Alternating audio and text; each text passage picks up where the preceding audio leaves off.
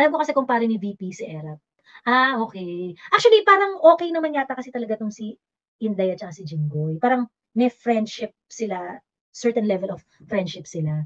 So ngayon itong si Jinggoy gusto raw niya ibalik yung budget ni Inday, gano'n. So, well, siguro out of ano, respect to Inday kasi wala namang ginagawang masama si Inday kay Jinggoy, eh, 'di ba? Pagkatapos that would also bring some political brownie to Jinggoy kasi sobrang daot na daot si Jinggoy as in basang-basa siya sa public, eh. So if he's going to support the budget of Inday, babango siya sa mga DDS.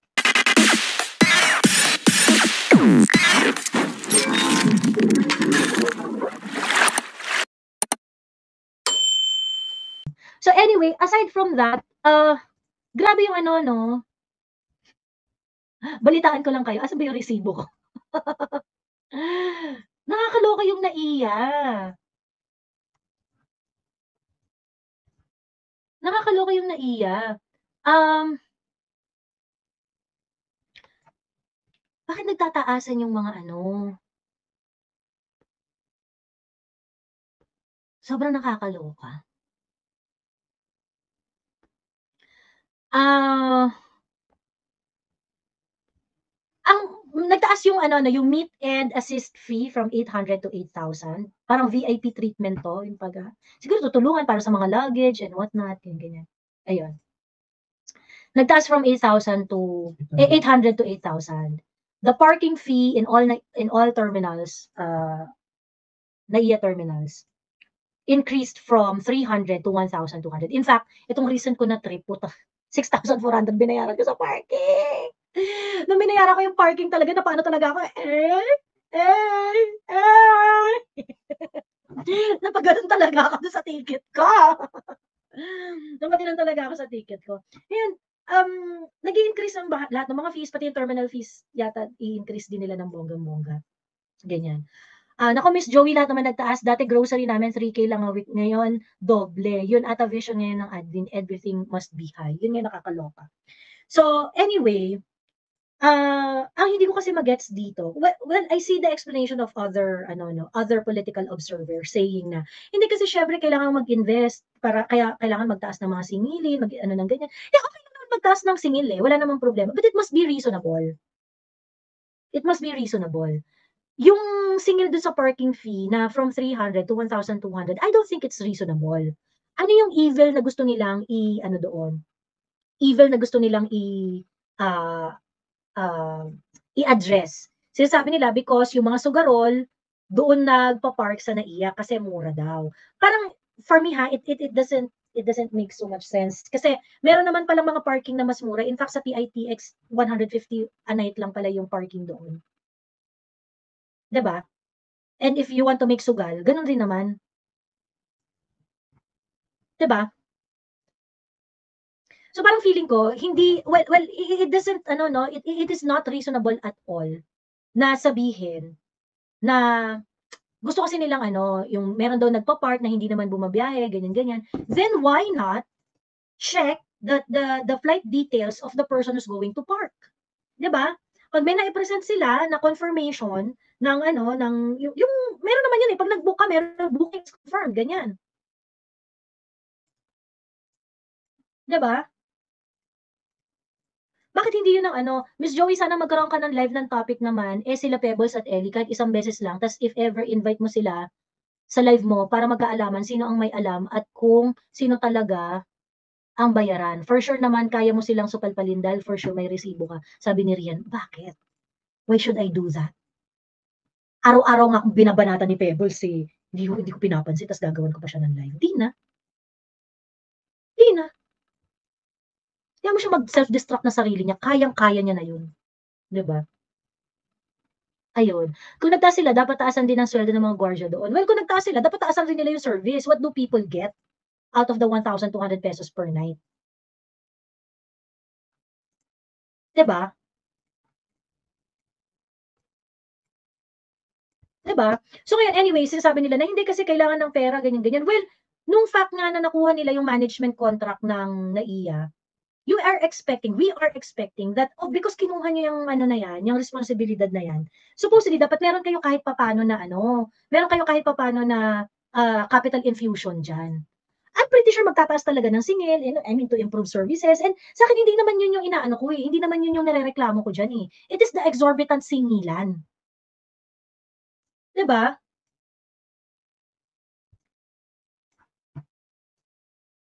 Sobrang exorbitant nung singilan, yun. Ngayon yung for itong singilan yung meet and assist from 800 to 8,000. Bakit mo itataas ng gano'n kamahal? Well, ito VIP service naman talaga 'to 'no. Ah, kumikita rin na iya dito malamang kasi malamang meron silang share diyan, eh, 'di ba? Meron silang share diyan. Ngayon,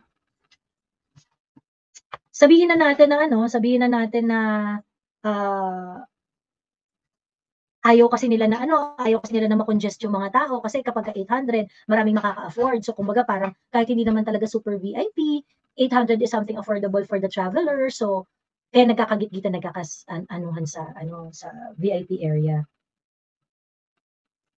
Tapos parang may mga kumakabit daw na nag-o-offer ng meet and assist na hindi naman part ng authorized na grupo sa NAIA. Parang isa yun sa mga sinasabi nila.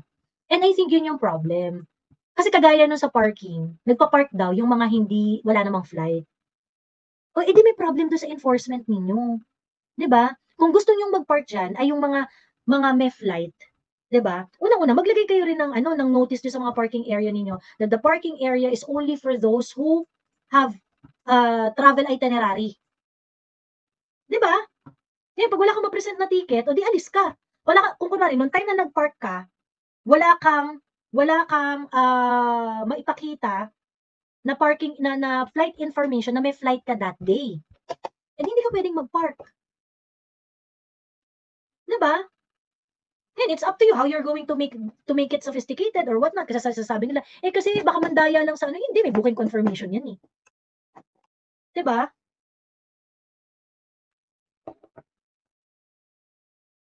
Sabi ni Jonah, ang problem yung e-travel registration bago ka makapasok sa immigration.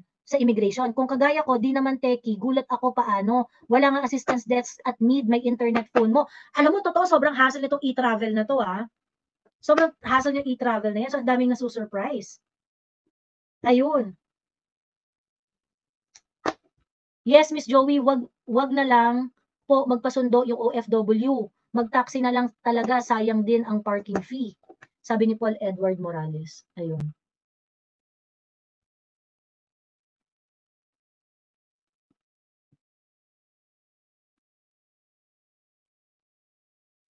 Sabi na, ano yan?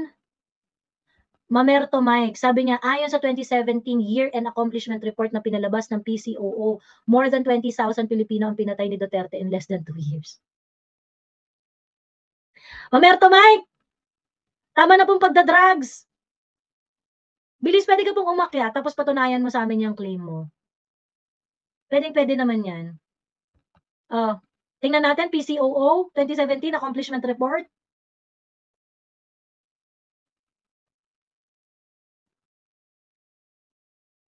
Tingnan ba natin? PCOO 2017 Accomplishment Report.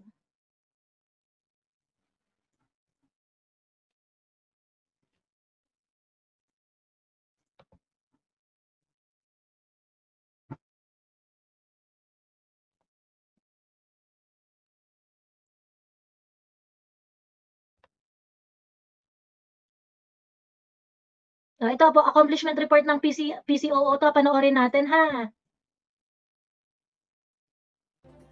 2017 is a year of new beginnings, changes, and accomplishments for the new administration. One particular agency is the Presidential Communications Operations Office, which is the lead communications arm of the Philippine government and is at the forefront of covering all bases on ground, on air, on print, and online. Teka lang, Mamerto, sabi ni Mamerto, quoted daw by the Supreme Court. O bilis, ano yung Supreme Court document that quoted it? Bilis, Mamerto Mike, akyat.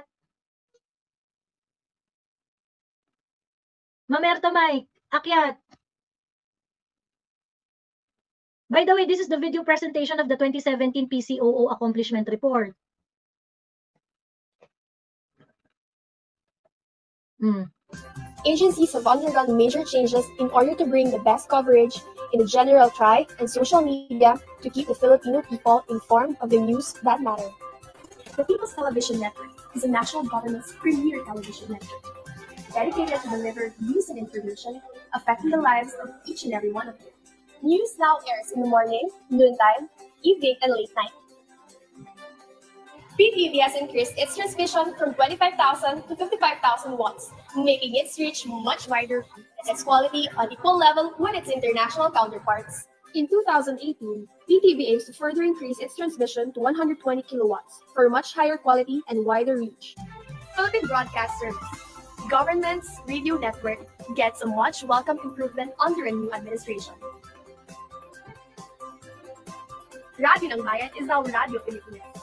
From 0 in 2016, we are now number 7 in 2017. 104.3 FM2 is also number 1 in affinity.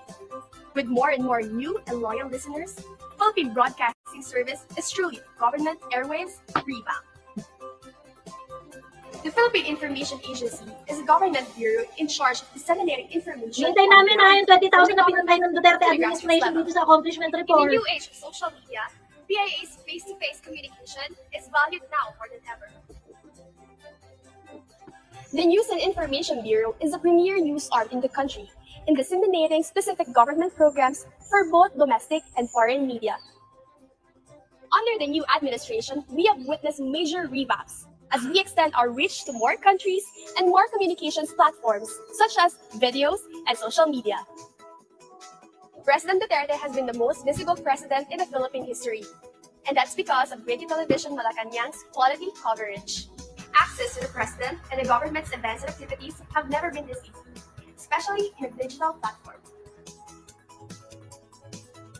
Past presidential video coverages have also been digitized. Oh, to ensure Mamerto that Mike, history is kataan! well preserved and accessible to those who need to look back. Now more than ever, PCAO has involved itself in communicating the public policy of the executive branch. Let's take a look at the great strides we've made with this partnership. Dutertenomics. This campaign highlights the Duterte administration's economic, financial, and infrastructure policies to position the Philippines as a strong investment partner in the global arena. Defend Republic, a campaign to rally the nation to be vigilant against violent extremism and to advocate peace and stability throughout the country. Real Numbers PH is our initiative to assure that accurate and verified figures related to the government's campaign against illegal drugs are disseminated to the public.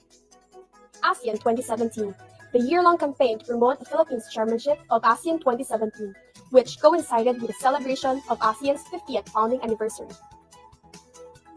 PCAO also covered the 29th SEA Games in August 2017 and brought the event close to home. We aided in video production to honor our athletes who competed for the country's glory. Task Force Bangon Marawi convened different agencies tasked to rebuild and rehabilitate the city and to communicate the government's action plans to reconstruct, restore, and revitalize Marawi. So yung Radyo In Pilipinas partnership pala, with no, the was Department of under Energy, PRRD we launched administration. ePower Mo with the goal of empowering consumers by promoting alternative energy resources. Yung Radyo Pilipinas pala, no? Yung Radyo Pilipinas was a creation during the PRRD administration. Interesting. Biyaya ng Pagbabago. Biyaya ng Pagbabago communicates the government's services to alleviate poverty and to improve the living conditions of the marginalized. Rehabilitation is the Philippine government's all-encompassing campaign against illegal drugs under the Interagency Committee Against Illegal Drugs. PCAO has also implemented groundbreaking policies and signed international agreements to further improve communication and information dissemination, such as the Freedom of Information Program, which allows the public access to various types of government records, documents, and research data. The Presidential Task Force on Media Security, to ensure a secure working environment for the safety of the media. The Presidential Museum and Library, through PCAO, collaborated with Google to launch its online exhibition on Google Arts and Culture. Through Google Arts and Culture, online viewers can read about the history of Malacanang Palace, find curated materials and exhibits, and discover a wide array of memorabilia of Philippine presidents. We also established a Provincial Communications Officers Network, or PCONet, where we ensure efficient and coherent flow of information from the Office of the President to the local government and down to communities. And for the next year, we have the Government Satellite Network. The network will allow multimedia content from the government to be transmitted to different barangays and government offices nationwide, even to remote areas in mountains and islands. The Malacanang Press Briefing Room has been renovated, housing state-of-the-art broadcast and studio equipment, and more space to accommodate members of the media. These are the exponents of change under a working PCOO. Join us in being a partner for change on the years to come. O, asan dun Mamerto? Asan na dun Mamerto? Mamerto, ang dami mo na masyadong sinasabi. Ang dami mo na masyadong sinasabi. Ano yung PCOO? Doon muna tayo sa PCOO. Masyadong madaming claim. Ang dami mo sinasabi masyado. Ayaw mo namang umakyat. O bilis, akyat ka na. Pagkakataon mo na to para siraan si Duterte ng bonggang-bongga dito sa live. Bakit hindi mo magawa? Bilis. Ayan o. Pagkakataon mo na para siraan ng mga Duterte sa live na ito. Bonggahan mo na. O bilis, anong gagawin natin sa affidavit ni Garma? Sige na. Alam mo yan yung problema, di ba? May mga quad hearing, tapos talagang pinipin daw nila si PRRD doon. Because ang mga naniniwala lang, at talagang may gusto lang naman talaga na ipabagsak si PRRD at si Inday Sara, ay yung mga politiko na hindi kumikita kapag si PRRD ang presidente. Di ba? And because mga politiko lang naman talagang may gusto dyan, yung mga sumusuporta sa ganung narrative nila, hindi naman talaga naiintindihan yung nangyayari. So kaya hindi nila ma-explain. So kaya kagaya ni Mamerto Mike, yung mga kagaya ni Mamerto Mike, ipaparot lang niya kung ano yung sinasabi dito sa quad hearing, ganyan-ganyan, ay kasi ganito may nangyayari, ganyan-ganyan. But they cannot really expound it. They cannot really explain it to the T. Kasi wala naman silang skin in the game eh.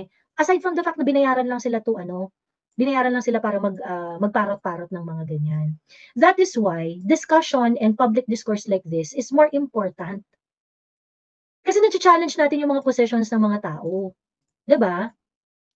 Research, hindi, Mamerto Mike, ikaw na mag-provide ng research sa amin. I-share ko na nga yung platform ko sa'yo eh.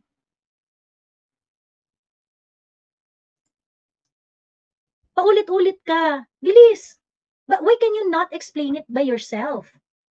Umakyat ka, sinishare ko na ang platform ko sa'yo. Siraan mo na si PRRD dito. Ba't hindi mo mapanindigan? Diba? Para maintindihan ka namin. Isa pang ulit ng ganitong, ganitong comment mo. Kasi spam na to eh. Ito na rin yung comment mo kanina eh. Isa pang ganyan, ibablock na kita. Ngayon, pag next time, pag pupunta kayo dito at magngangawa kayo kung bakit kayo binablock, kitang-kita nyo naman na hindi naman ako nagbablock agad-agad. Binibigyan ko kayo ng time at pagkakataon. Eh kaso ayaw nyo i-take yung opportunity. Diba?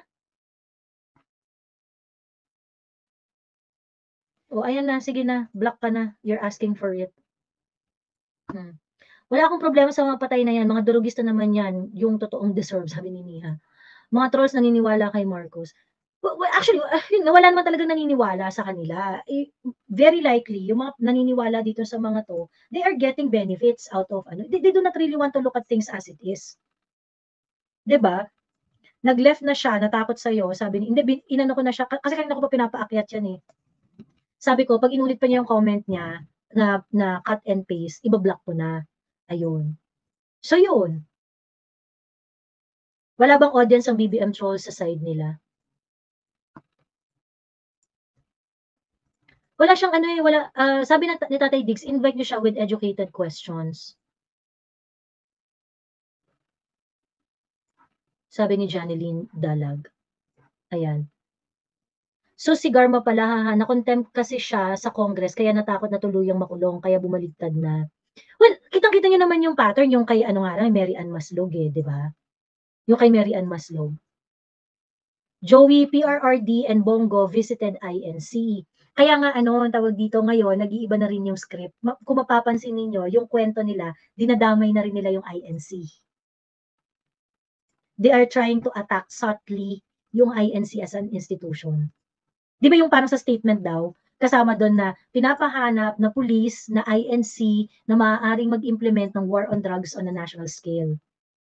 Di ba merong ganong ano, may mga ganong balita eh. Tapos ngayon sinasama na nila yung INC sa kwento. Ganyan. Totoo ang INC, nagulat ako biglang nabanggit. Kasi nga, di ba si Inday nag-visit. Tapos ngayon si PRRD at si Bongo. Ayun. So, ako, well, kaya ako talaga grateful ako doon sa ano, no, yung sa pagpapakita ng tikas ni Rodante Marcoleta. Ayun. Eh, yun pa pala yung isa ko nakalimutan sabihin, doon sa narrative ni Zian Gasa. Yung narrative kasi ni Zian Gasa, I think they are trying to push it kasi binitawan ni Marcoleta. Nakita ni Marcoleta kung gaano ka yung at stake doon binitawan. So they had to find, you know, natauhan si Marcoleta and he stuck with his principles. Ayun. And good for INC also. Diba? Yung friends ko na INC, tinanong ko paano kung nangyari sa kanilang ginawa sa KOJC. Sabi niya, subukan nila, makikita nila ang tunay na pag-aalsa. Well, ilang beses na nagpakita ng force ang INC sa public, diba? Diba? Hindi nila kaya ang INC, kaya very subtle ang atake nila. Oo. So, pag dinadawit-dawit nila yung INC sa mga ano, mga bobo, kinlaban nila kay OJC ngayon, INC naman. Hayaan natin para dumami tayo, diba? Baka kaya dinadawit nila INC dahil kay Kong Marcoleta. I think sama-sama na yun, Carlex. Kay Kong Marcoleta, tapos di ba nagpunta si Inday Sara sa INC? Tapos di ba nagpunta si PRRD at saka si Bongo recently? Ayun. Si Attorney Chong parang tahimik ngayon. Sabi ni, ay hindi naman kasi tatakbo si Attorney Glenn. Hindi tatakbo si Attorney Glenn. Ayun. Pero supportive si Attorney Glenn kay Attorney Vic. At I think also to Kong Marcoleta. Natatandaan niyo, in-interview ko si Attorney Glenn tungkol dyan sa mga ginagawa ni Kong Marcoleta. Kasi doon si Kong Marcoleta, china-challenge niya dati si Comelec and parang talaga ang dami niya mga binabatong putik kay Commissioner Garcia. Pagkatapos nung in-interview ko si Attorney Glenn, nag-guest ko siya. Sabi niya parang, hindi, kaibigan ko yan si Kong Marcoleta. Actually, pag nakapag-usap kami, kasi ang stand kasi ni Attorney Glenn, if you're going to disqualify Miro at this point, there is no opportunity, there is no space to get another contractor na kayang magbigay ng electronic election. Pero yung mga machines ng Smartmatic andyan pa. So it's very likely that if you're going to take Miro out, Smartmatic will benefit. I remember clearly, kasi after nung interview ko na yun kay Attorney Glenn Chong, siguro few days after, nagkaayos si Kong Marcoleta at saka si Commissioner Garcia. I'm not saying na walang basis yung sinasabi ni Kong Marcoleta. I think he has. It's just that if you're going to look at it in a bigger scale, ganun talaga yung mangyayari. So in effect, parang nagagamit si Kong Marcoleta sa interest ng someone else. Ayun.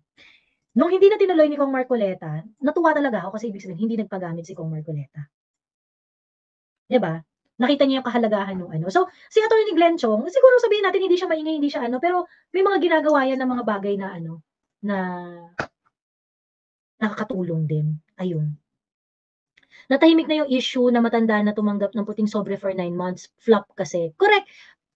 Ato sabi ko nga yung mga yung they are really up to put the Dutertes down the drain. Yun talaga yung gusto nilang gawin. Kinuha nila yung matandang hukluban na yan na nagsusolicit pala, Solicitor General pala, may pagka-jamang. Na Solicitor General pala. You know what? Meron akong meron nag-send sa akin yan na sa school nila, may nagsusolicit. Hindi ko lang matandaan kung siya yung nakapirma doon, pero kung ano yung pinakitang papel nila Inday tungkol doon kay Gloria, ganun na ganun yung dating. Tapos gamit talaga nila letterhead ng DepEd. So sinend sa akin yon. I tried to send it to the office of the Vice President. Ayun pala, meron na rin pala talaga silang currently na ini-investigate about it. Ayun. So kinuha nilang witness yan, yung si Gloria. Pagkas ngayon, ang ginagawa nila to connect Alice Go to the Dutertes, ang ginawa naman nila ngayon is ginagamit nila si Mary Ann Maslog na proven na finake ang death. 'Di ba? So, hindi ko magets doon, itong si Risa Ontiveros na gusto ng mapayapang Pilipinas, walang krimen, 'di ba? Talagang kumbaya-kumbaya, ayaw sa kriminal, 'di ba? Ayaw sa mga taong may sala, 'di ba? And yet, doon sa committee kung saan siya ang chairman, pumayag siya na ang maging resource speaker, ang maging resource person ay isang tao na finake yung sariling kamatayan. 'Di ba? Parang lahat ng kaso sa inibig sila sa Quadcom, idinadawit ang mga Duterte, sabi ni Jules Busay. Because that Quadcom is really for the Dutertes. Yun naman talaga yan. Wala naman ng ibang ano yan, wala naman ng ibang layunin yan. So yun si Maslog, kanina may nagtatanong, ano masasabi natin kay Maslog eh. Well, Bato was very aggressive in saying na meron akong mga ebidensya that someone tried to commission you para i-connect ako, si Bongo, si PRRD sa pagtakas ni Alice Go. Diba? And siguro yun na yata yung pinakamatigas na bato na nakita ko sa Senate hearing. Puro may kasong kinukuha nilang resource speaker para mapin down mga Duterte. Wala talaga paninindigan. True. And very likely na yung mga ganong diskarte nila, meron kasi yung exchange, di ba? Meron yung mga kapalit. O sige, mag-witness ka, gawin mo to. Kapalit, ganito, di ba? Sino pa nag-recommend na gawing resource speaker si Maslow? Yun hindi ko alam kung sino eh. Pero kasi ang nag-iimbita para sa maging resource speaker ang someone, yung chairperson ng committee. Bakit ngayon lang kasi tinamaan si Bato? And I think because kasi syempre, kumbaga parang pag hinayaan niya to, talaga siya yung tatamaan eh. Ayun. Demolition job talaga ang ginagawa sa mga Duterte at mga kakampi. True. May mga ex-deal yan, sabi ni Rian. Yeah. Very sure. Ayun. Ako ito na si Napoles, baka one day gawin na ring witness. Ako, di ko matanggap 36 years old pa lang si Maslog. Parang 49. Talaga? 36 years old pa lang siya?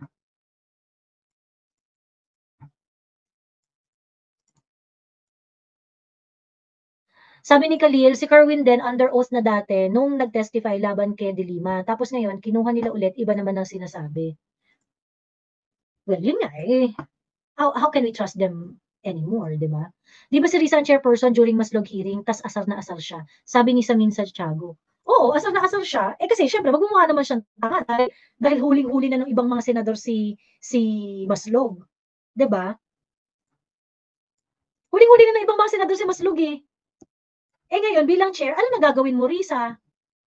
Ano gagawin mo na dyan, Risa? Alam na niloloko pala tayo. Diba? How can people trust PhilHealth Queen? Sabi ni Angry Rover. Ang mga tangang kongresista at senador kukuha na lang ng magde-demo job against the Duterte. Di na lang din mag-background check na maayos para di naman mga people of questionable credibility. Kasi hindi naman yun yung point nila. Hindi naman talaga sila kumukuha ng mga credible witness. What they want to do really is to get soundbite para mabanatan ng administrasyon ang Duterte the previous administration. Ayun. Ay, tama po Banateros, Kirsten B. Nainis ako kay Jinggoy dun sa hearing na yon, pero nakakatawa din yung mga pang-aasar niya, sabi ni Blurb Jaban. Alam mo si Jinggoy, sabi niya, susuportahan daw niya yung budget ni Inday Sara. Ayan. Marunong rin maglaro si Jinggoy eh. Sabi niya, i-restore daw niya yung budget ni Inday. Papa-restore daw niya. Sabi ni ewan natin, tingnan natin. Kasi yung deliberation ng budget ni Inday Sara sa Senate, pagka nag-reconvene pa yata yung 19th Congress. So parang November pa yata. November pa siya. So that's exciting. I want to see what Jinggoy will do. Pero alam mo yun, kasi basang-basa na si Jinggoy eh. Thank you Jars 2028. Maraming salamat. The Tortista vote is the real power. Yes, that's true. Ayun. 1999, text-cam involving Maslog which made her 14 years old. Kung 1985 siya pinanganak, halos gusto na siyang suntukin ni Jinggoy. Si Peking BC daw na Maslog as Jessica Francisco 1985 pinanganak, kaya di maniwala ay mukha na siyang naku Diyos ko. Sige, samahan niyo na ako dito, magkantuhan tayo. Akyat na kayo. Yung mga gusto maglabas ng sama ng loob sa mga pangyayari diyan, ganyan. Alam ko si kumpare ni VP si Erap. Alam ko kasi kumpare ni VP si Erap. Okay. Actually, parang okay naman yata kasi talaga 'tong si Inday at saka si Jinggoy. Parang may friendship sila, certain level of friendship sila. So ngayon itong si Jinggoy, gusto raw niya ibalik yung budget ni Inday, gano'n. So, well, siguro out of respect to Inday kasi wala namang ginagawang masama si Inday kay Jinggoy, 'di ba? Pagkatapos that would also bring some political brownie to Jinggoy kasi sobrang daot na daot si Jinggoy, as in basang-basa siya sa public, eh. So if he's going to support the budget of Inday, babango siya sa mga DDS, 'di ba? Ayun. So, alam mo na, politiko, 'di ba? Yung PIDEA leaks kasi kabwisit si Jinggoy, true. So yun, so siyempre doon siya kung saan marami rin siyang benefits kasi bilang politiko, ayun. Kung magagamit siya at hindi naman makakasakit sa kanya, di why not, 'di ba? Gano'n, ayun. Kahit magpabango si Jinggoy, hindi ko pa din siya iboboto. Ako din. Hello, Ma'am Cheryl Amatilla. Hello, hello. Hello, good evening. Natatawa. Ayan. Sobrang akong natatawa doon kay Maslog. Grabe naman. 36 years old like daw. Nakakaloka yun. Hindi ko pa nga napanood yung buwan nun eh. Talagang gigil na gigil si Senator Bato. Saka grabe naman yan. 14 years old pa lang, sabi ni Jinggoy na ano yun, nagtatrabaho ka na, nang-i-scam na siya. Pero ang feeling ko kasi Cheryl, hindi nila ina-expect na ma-expose si Maslog early on. Oo. Hindi nila Ano ba, ina-expect na ma-expose siya. Parang yung pinapangalanan yung parang very sure si Senator Bato, tingin ko si Anton din yan eh. Diba? Kasi si Anton talaga yung pinaka-ano eh. Si Nag-iisip ko yung mga bangag moves, ano? Oo, diba? Si Anton talaga yung si Anton niya. Oo. Kasi tingin yung mga Muslim leaders. Oo, ganun. Tingin ko kasi pagdating sa mga sa Malacanang, ang tingin ko diyan na yung pagdating sa mga yung parang pang-abogado, si Lisa yan, yung mga pang-executive kineme, yung ganun, di ba? Tapos pagdating dito sa mga witness, si Anton, Diyos ko, alam kasi sinabi pa lang ng mga Muslim eh, alam mo na eh, na siya talaga. Kaya very certain si Senator Bato na meron akong A1 information ka na. True. Ayun. O saka yung mga senador na umaano, no, yung nakikiano na, oo nga naman, parang feeling nila na bumuka na silang tanga na, ginagawa silang tanga nung Maslog, di ba? Si Joel, Senator Joel. Di ba? Ay, wala siya si Lisa kung di makipikon din. Kasi syempre, pag hindi siya napikon doon. Pero hindi siya masyadong pikon, Joey. Hindi siya gano'n. Hindi siya masyadong pikon, di ba? Parang, kasi, alam niya na siya nagpatawa. Oo. Napikon si Joel Villanueva and Bato, no? Oo, kasi ibig sabihin, hindi mo ba ini-screen yung taong yun? Basta mo na lang dadalhin doon? Hello? Ano yun eh, under yung call ng chair ng committee eh. Kay Risa yun diba? Kaya hindi ako convinced na hindi napipikon din si Risa. Wala siyang chance na makipikon. Kasi nakakatawa siya pag hindi siya nagalit dahil binababoy na sila ni Maslog doon, ginagawa na silang engot ni Maslog doon. Oo, ayun na nga. Yun yung gustong ipahiwatig ni Senator Joel. This is not Miss Universe. Gumagano. Thank you for the question. Si Jinggoy, di ba? Si Jinggoy yung nagsasabi, napasok na ako dyan eh. Bakit kinakano? Si Jinggoy talaga, artista talaga siya. Grabe. Nakakaloka. Sabi niya, hindi ako nakapasok na ako sa IG. Bakit paano ka nakapasok doon? Yung mga gawa ganon siya.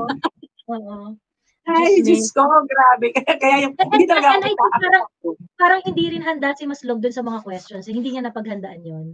And then meron video. Oo, merong video Miss Joey na pinakita na sa GMA yata, yun nakita ko eh. Na parang nagagalit si Maslog after niya kasi kulong pa din siya, gano'n. Parang inano pa rin siya ng NBI. Siguro iniisip niya na talagang may ano siya, yung alam mo talaga na meron siyang premyo kapag na-i-push niya yan, di ba? May premyo siya talaga. Ganon. Ayun. Sabi ni Tofu Jackie, nakakainis yung EJK rin kanina, Ate Joey, sabi ni Tofu. Tofu, akyat ka, magkwento ka para sama-sama tayo mainis. Ayan. Ayun. Ano si Amisha na wala? Ayun. Ayan, nakakaloka talaga yung hindi niya. Oo. Yung di ba, yung nung isang araw ng live, sabi ko nga, kung ako si BBM, i-re-evaluate ko talaga yung value ni Anton Lagdameo sa administration ko. Kasi, nagkakalat talaga si Anton Lagdameo eh. Sobrang delikado. trashy ng mga approach niya sa mga bagay-bagay. Ayun nga yung delikado, Miss Joey, di ba kasi nga, si Anton, madaldal siya, di ba? Ang sabi nga nung Muslim na babae, wala naman akong pakialam sa buhay niya. Siya nga yung naghatid ng chismis, di ba? Kaya delikado. Si Anton ang magdadala ng si Anton ang maglalabas ng pulburon. Hayaan natin sila mag-self-destruct. So, ayun. Okay lang, okay lang yung wala mo sila mag-self-destruct. Hayaan nilang sunugin ang administrasyon. Malamang ba kasi Anton Lagdameo pa ang maging malamang talaga, Miss Joey. O kaya si Don Solweta. Alam mo yun, kasi mapupuno din yan si Don. Kasi di ba kasi kay Miss Crisette, di ba meron siyang inano doon na nasa aeroplano sila. Di pala yung jowa niyang naanakan. Meron daw na anakan niya na asik yata yung Oo, kaparangan. Yun yung chismis sa kaparangan. Hindi lang siya chismis ng domain eh. Di ba? Sinabi na nga nung hindi na yung chismis. Kasi sinabi na nga mismo nung mangudadaan. Inano rin nila? Chinika rin nila? Yes, ma'am. Hindi mo napanood. Miss Joey, napanood ko lang lahat mga sa TikTok. Anong video sa Ang haba, sinabi nga ni Bay Magudadato, yung babae nga, si Anton mismo nagkwento sa kanya tungkol pinangalanan pa yung Joey, ganun. Sabi ko, ay, Diyos ko, nakakaloka. Lahat yun, talagang inano ni Anton, without knowing na si Anton na yung nagsasabi, kasi hindi naman daw siya nagtanong eh. Di ba si Anton na mismo sinabi? So, ibig sabihin, meron siyang nabuntis na, Yusek ba o Asek? Basta gano'n, Joey, yung basta yung nandun sa ni Crescent. Yung nasa aeroplano sila, ay, sosyal, ginagamit yung aeroplano ng nakakaloka. Actually, nung una, parang binibintang pa na kay Inday Sara, yung pala siya pala. Oo, di pala si Anton lang. Nakakaloka. Saka yung dalawang babae. Diyos ko. Sila lang talaga yan. Anyway, ayan. Sige, Tito dyan ka lang muna pag-share din natin si JL. Hello, JL. Hi, Miss Joey. Hello. Ayun. Ayan, gustong i-share? Share ko lang yung sa Quadcom kanina. Actually, masaya ako dun sa Quadcom hearing kasi naririnig ko na tinutupad ni PRRD yung pangako niya. Kaya nga siya binoto eh. Di ba, ano ba yung pangako ni PRRD? Pupunuin ko yung Manila Bay ng mga drug lords at pusher. Tapos itong mga tangang congressman, akala nila madidiin nila sa PRRD. Lalong mamimiss ng tao yung ganung buhay na wala kang iintinding pusher, addict. Tapos, yan yung nakikita nilang weakness. Hindi weakness yun eh. Kasi, ba't ba siya binoto ng mga tao at bakit siya nag-exit sa presidency na ganong kataas ang kanyang rating, di ba? So, yun yung comment ko sa Quadcom. Tapos kay Garma, siguro, parang feeling ko na parang nape-pressure lang din siya. Tapos magre-recant na lang din yan sa susunod. Sa mga sinasabi niya ngayon. Anyway, nagsalita pala si Goma na nag-improve yung lugar nila because of actually, yun din yung isa kong point. Actually, ang napapansin ko ngayon, eventually, habang palapit yung eleksyon, may mga congressmen na medyo titimbang pabalik ng Duterte yan. Kasi, alam nila, andun ang boto eh. Nakita naman nila sa survey. Andun si Sara, 60. Mataas pa kay BBM. Andun ang boto ng tao. Nung mga nakaraan, hindi sila... Dapat alagaan natin ang Dutertista vote. Talagang dapat nating alagaan yung Dutertista vote. Kahit nga hindi ko kilala yung... You have to consolidate and tell this, all this politician that if you're not going to listen to us, hindi kayo mapupunta dyan sa pwesto. Tama. Actually, kahit nga hindi ko kilala yung... Parang, basta nakita ko may abogadong 2 ba or 3 doon sa PDP. Iboboto ko yun. Si Hinlo, si Lambino. Attorney Raul Lambino, actually may mga may mga landmark cases yan na siya yung file. Kaso, 'di ba, hindi mo masisi na lalo na sa mga ibang mga Pilipino, hindi naman sila gaano talagang kasi yun yung disadvantage nila, hindi sila ganoon ka-expose sa atin. Ang alam lang natin. Pero syempre, dahil nga Dutertista vote, madadala sila. Oo. Pero kasi sa ginagawa ng admin ngayon na lalong pinapagalit. Kahit nga ako wala naman akong pakialam dati pero ngayon na yung nakikita mo kasi talagang garapalan. Talagang pipiliin mo na magkaroon ng legit na opposition dun sa nangyayari ngayon kasi about time. Actually, correct. At saka si PRRD nagsalita na rin naman na siya na parang if they have to take the opposition position, then so be it. Di ba naggano na rin siya? Well, ang sa akin naman kasi, dapat matagal na nga to eh. Dapat matagal na to eh. Yung mga Duterte-aligned politicians. Dapat nga matagal nyo nang ginawa to eh. Sa totoo lang ha, parang I don't know, I feel like they are trying to get all the advantages first before sila magsalita against the government. Especially to sila yung mga mga senador natin na nasa Senado, Bato, Bongo, Robin Padilla, na talagang kilala naman talaga na Duterte allies. Pero take the challenge, di ba? Be the real opposition. Ayun nga sinasabi ko kanina, Miss Joey, na habang palapit ang eleksyon, maraming mga politiko na medyo kakambyo dahil nga na sila kumbaga for re-election sila or natakbo sila ng ibang position dahil wala na silang makukuha or parang na sila parang ang tawag dito, make or break ba? Kasi tawag dito, dati hindi sila makapagsalita, hawak ang budget, di ba? Halimbawa kay Goma or actually kahit papaano kay Kong Marcoleta medyo although iboboto ko siya ngayon pero yung start ng admin na to na yung nagkakagulo na hindi pa siya masyadong nagsasalita. Naiintindihan ko kasi kailangan niya kasi may constituents din siya yung meron siyang kailangang i-please. Hindi naman i-please, parang pagserbisyuhan. Sabihin na natin pagserbisyuhan. Obvious na si Kong Marcoleta, nag-explore talaga siya within the BBM administration. Nag-explore talaga siya. Kasi yung kagaya nun sa PI, di ba? Hindi naman siya nagsalita nung una dun eh. In fact, supportive siya dun sa PI, di ba?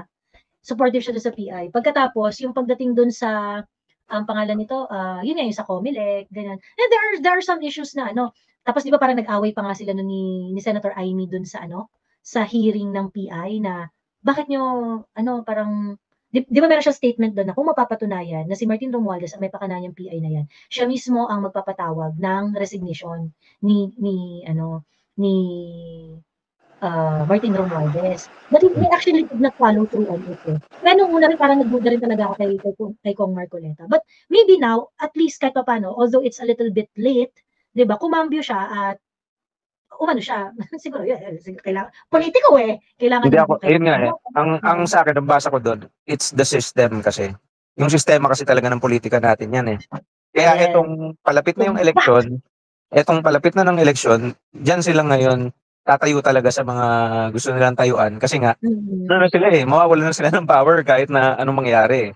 Hindi na sila makakakuha ng budget or kumaga wala na silang magigain. Ang na lang nila kung ano yung mga magiging moves nila next para either ma-further nila. Although siguro, ako kasi basa ko kay Kong Marcoleta na parang ang tawag dito, nabusalan siya. Kasi nga, di ba, pag lumabang ka ngayon, patay ka. Wala kang budget, wala kang power. Wala makikita yung constituency mo, di ba?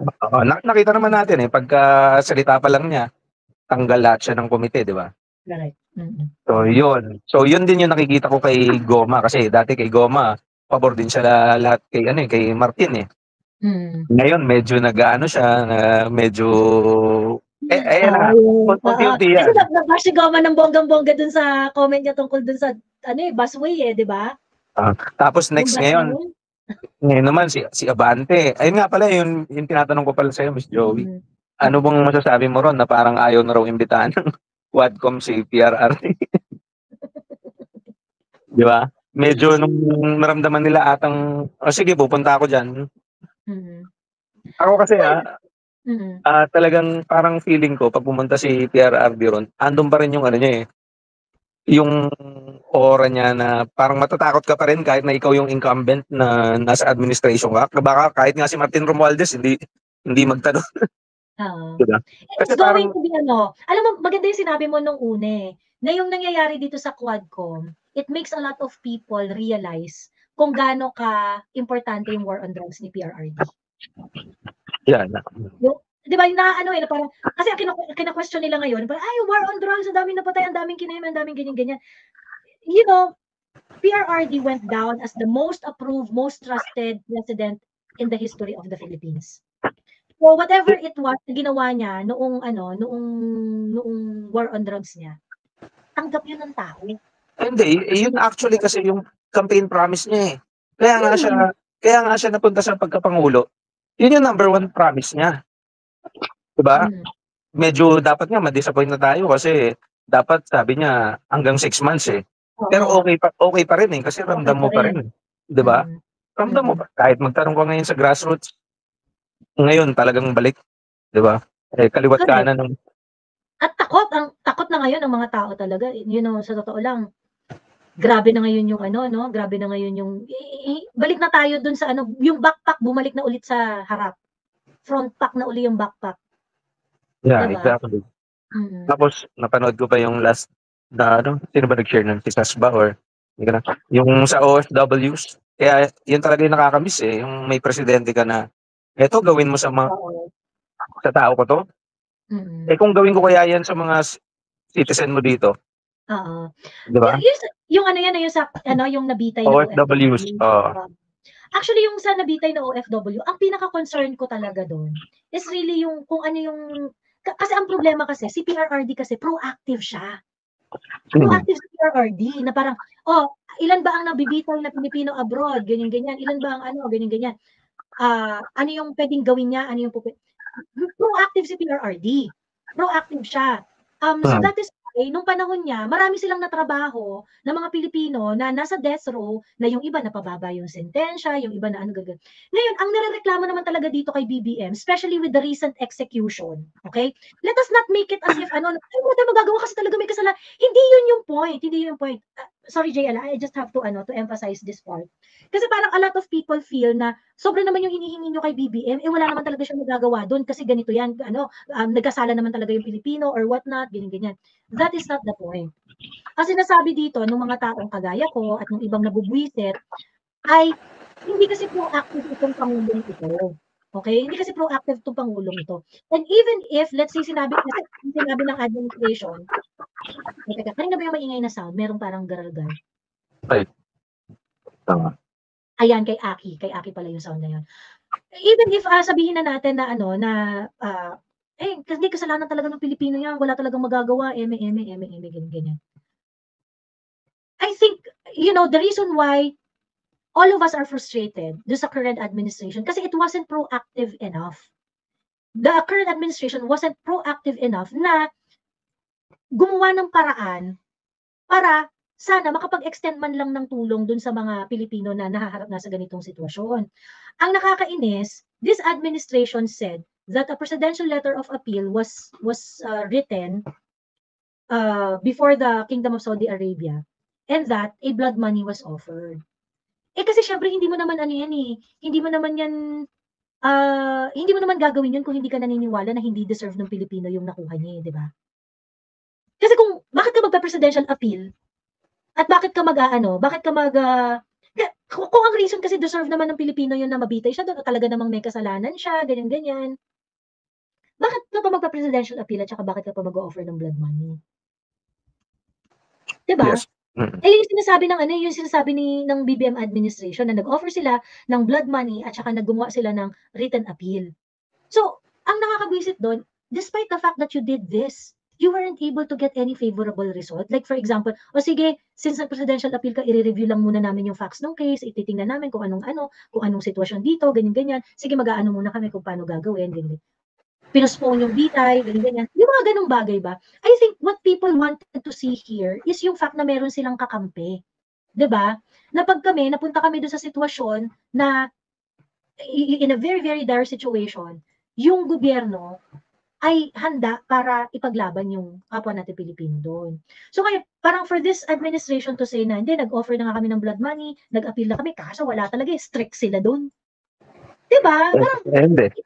Para silang hindi umubra yung lagay. Oo, parang, wala. Ibig sabihin, parang, wala kayong galing. Wala kayong persuasive, Ibig sabihin, state action na ha, kasi presidential letter of appeal State action na ito, requesting for some consideration to another sovereign state, and yet wala silang pakialam sa'yo, BBM. So something is inherently wrong with you na hindi ka nire-respeto ng Kingdom of Saudi Arabia. Hindi, tsaka Diba? ayun pa nga, kung ang ipupunto nila na yun daw yung batas doon, in the first place, bakit ka mag-offer ng blood money or ba't ka mag-a-appeal kung alam mo naman na talagang guilty na yung tao? Ngayon naman pala yung nila.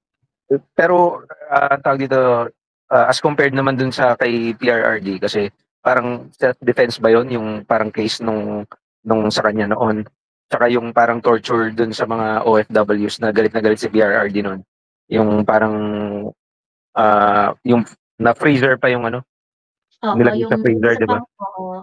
In fact, si PRRD during that time, nagbigay siya ng data eh. Kung mapapanood nyo dun sa, in-upload ko yung press conference niya, nire-upload ko yung press conference niya, when he was talking about the situation of OFW working in the Middle East. Sabi niya, ito ang number of Filipino na umuwing patay noong 2016. Ito yung number of Filipino na umuwing patay noong 2017. Ngayon, itong 2028, merong umuwing Pilipina nakalagay sa freezer, patay. Ganyan. Tapos pinakita niya yung mga pictures and whatnot, ganyan-ganyan. But he was proactive in changing the situation. Ang sinasabi lang naman dito kay Bongbong, hindi naman namin sinasabi na lahat ng nasa death row, mapawalang sala or whatnot. Ang hinihingi ng tao dito, na sana makita namin yung proactive side ng gobyerno, na hindi ka, pagkatapos ngayon, bigla kang mag-video call kasama yung Zoom na habang nasa Laos ka na, pinakita ng presidente ang kanyang concern, kineme, ganyan-ganyan. Diba? Ngayon, it should not be difficult to say. Pwede namang sabihin na, ito po kasing kaso nitong Pilipino na ito, matagal na po namin tong wino-work out. Naniniwala kami na yung bigat ng kanyang parusa ay hindi naaayon sa ginawa niyang krimen. Nakiusap kami, ganito, ganyan. Originally, nakaschedule na nga itong bitayin ng ganitong araw.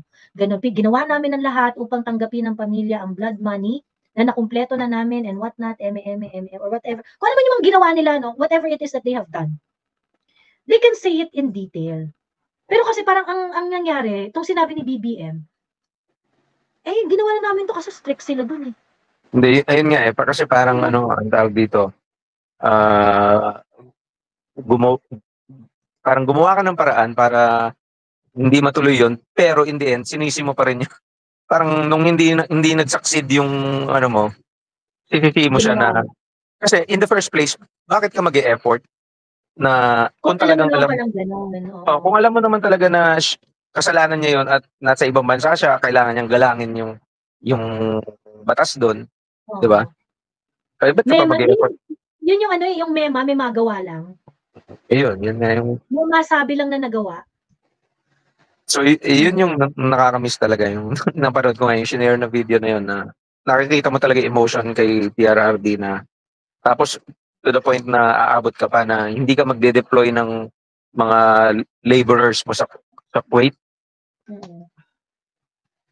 Para umabot ka sa ganung extent na hindi mo na iaalaw yung mga Filipino na ma-deploy doon. Diba? Ganun ka ka-concern sa mga OFWs. Kaya wala napunta tayo sa ganito. Sabi ni Karen, yung Pinoy Miss Joey, tinangka niyang itakas yung bangkay papuntang Pinas. Kaya siguro hindi pumayag yung family ng biktima sa blood money. Ganon. Well, ang tawag dito, whatever it is the crime of the Filipino, no? Kung ganito kasi yan, kung deserve niya. Kung naaayon talaga, then if deserve niya, walang problema. Pero kasi sinabi ng BBM administration, nag-presidential appeal sila, pagkatapos, nag-blood money pa sila. Ganon. Ayun. Next point, Miss Joey, yung tanong ko para sa'yo. Pwede naman nila sabihin na, masyadong seryoso yung naging kaso nitong Pilipino na ito. Ginawa namin ang lahat ng dapat naming magawa, pero sa pagkakataong ito, hindi talaga uubra yung diplomasya or whatsoever, ganyan. Pero kasi kung kunwari talagang sobrang grave nung crime nung Pilipino. Tapos iisipin mo naman na hindi strict sila dun eh. Ba't ka pa nag-abalang mag-presidential appeal? 'Di ba? Kasi hindi rin maganda na lahat ginagamitan mo ng presidential appeal, eh, 'di ba? Lalo na kung talaga namang nagkasala. Yeah, exactly. Yun nga yung point ko na ba't ka mag-exert ng effort kung in the end, parang sasabihin mo rin naman na strict sila sa batas na yun, dapat sundin, di ba? Oo. And another, ano pala, Miss Joey, may update ka na ba sa Senate slate mo? Now, nang tapos na yung certificate of, ano tawag dito? Deadline ng Hmm. Kung sino ang itataas ni PRRD na kamay, dun tayo. So, I think ang tinaas niya ay yung mga PDP, si Lambino, si Hinlo, si Bongo, si Bato, si Ipe, tinaas rin niya yung kamay. Ang pangalan nito? PDP, yung mga PDP, tinaas niya na yung kamay ng PDP. Si Marcoleta at si Vic Rodriguez, tinaas na rin niya ang kamay.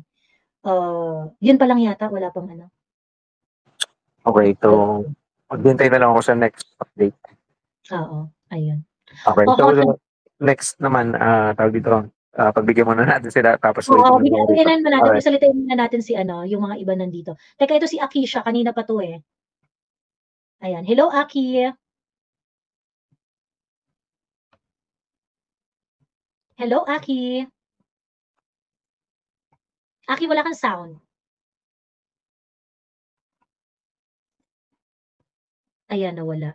Sabi ni Siscore, ang tanong, ano nagawa ng mga senador natin sa Senado na pinaupo ni Tatay Diggs? Ayun nga pa yung isang problema, kaya nga hindi rin nakakarinig ng maganda 'tong mga senador sa atin, eh, 'di ba? Ayun. Si Garma kanina paiyak-iyak, tinawagan daw siya dati ni PRRD at binigyan daw siya ng instruction nung May 2026, June 30, 2016 naging presidente si PRRD. Nag-time machine ka, te. Ayan. Jimmy Bondoc, yeah, Jimmy Bondoc was also no? Oo. Minute mo. Hindi naka-mute si Aki. Teka. Hello, Aki. Hello. Ayan. O sige, lipat na muna tayo dito sa ating Japanese na guest. Hello.